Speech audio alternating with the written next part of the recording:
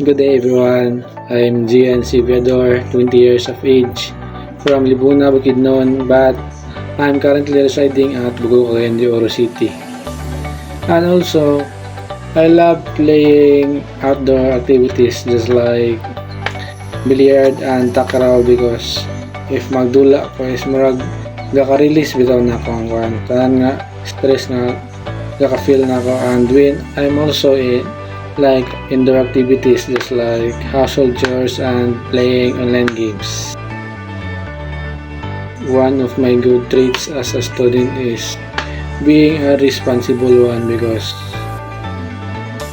if you are a responsible student, if there are activities just like something activities that the instructor gave to you, you must pass it on time.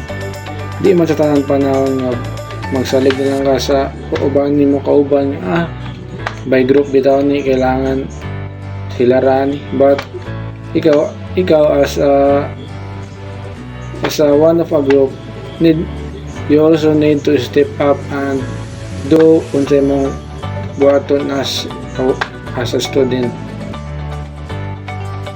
The way I communicate with people when I was grade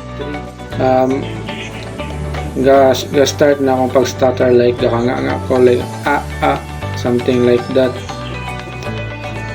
Mao gid na isa sa akong gusto improve for me to communicate properly with my co-student and with my instructor.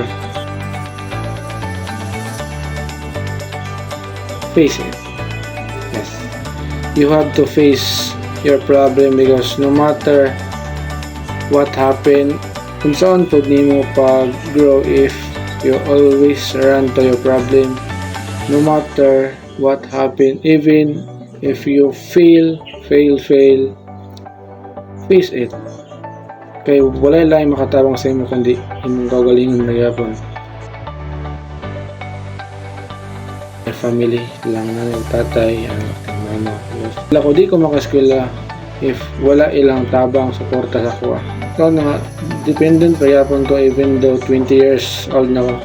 Dependent, but gabawi ko sa ila sa laing pamagi, like magtabang sa ila, mga musta, like mga physical nga mga pambuluhaton, para man lang daan makuha na ko ilang mga sacrifice ako, ma-reciprocate na ko,